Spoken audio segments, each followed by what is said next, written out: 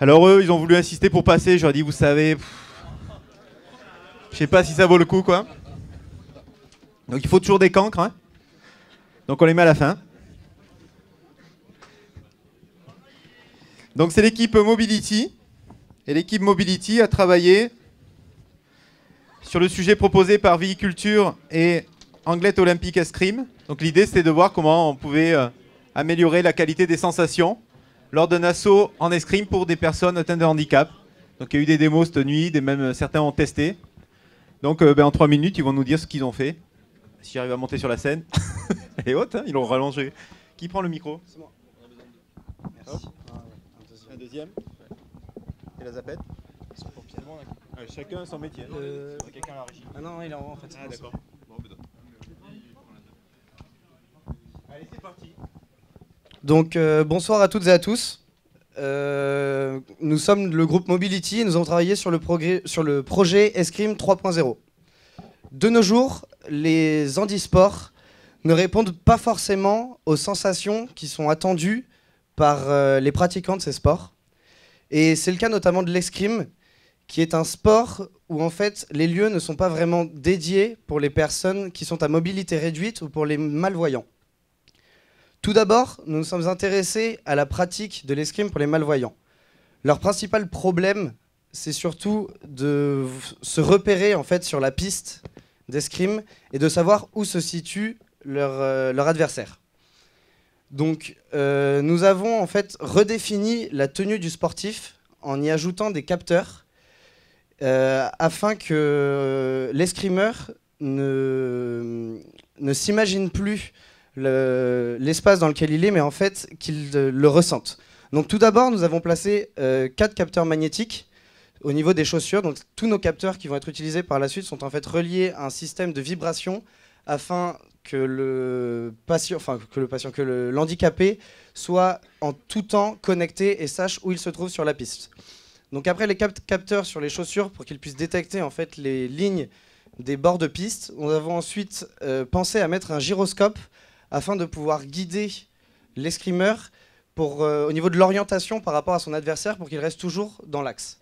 Et enfin, dans un troisième temps, nous avons mis en place un récepteur-émetteur à ultrasons afin qu'il puisse savoir maintenant à quelle distance il se trouve de son concurrent.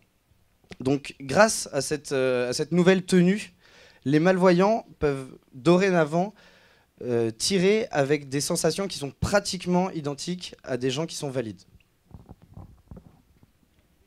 Donc notre deuxième sujet concernait pareil un système pour pouvoir faire participer des personnes à mobilité réduite. Alors il faut savoir qu'actuellement, quand ils font des duels, ils sont sur des supports fixes, donc c'est très statique et il n'y a que le haut du corps qui bouge vers l'arrière et l'avant pour faire des attaques et des défenses.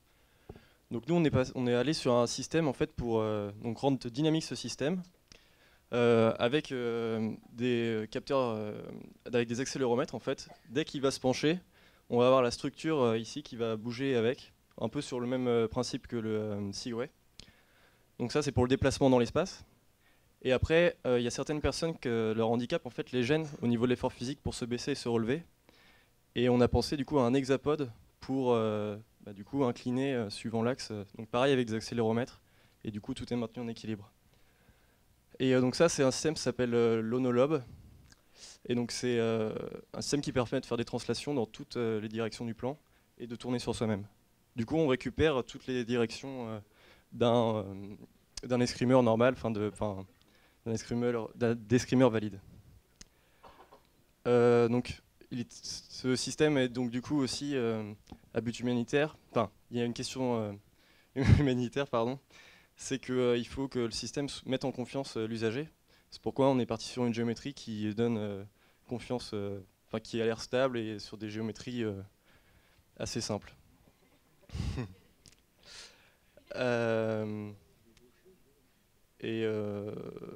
Donc après, ce type de système aussi, donc là on voit qu'il peut servir pour le sport et du coup améliorer, développer beaucoup de sensations pour les personnes à mobilité réduite.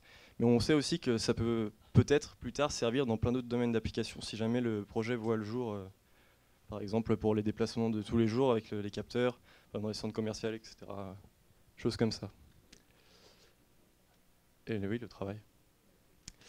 Donc voilà, donc aujourd'hui ils ont beaucoup de limites, mais peut-être que demain il y en aura moins grâce à Mobility.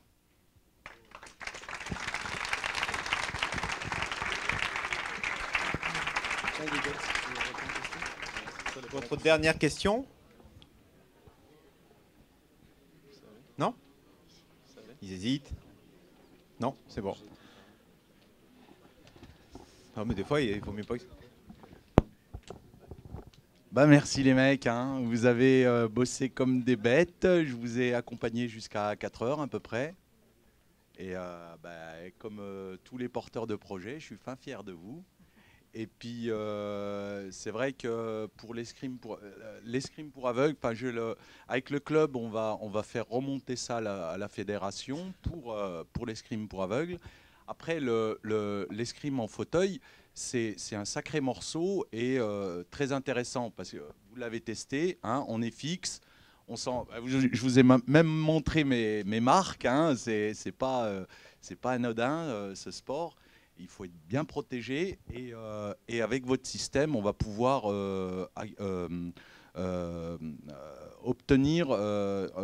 augmenter les fameux mouvements, l'amplitude des attaques et des actions, quoi.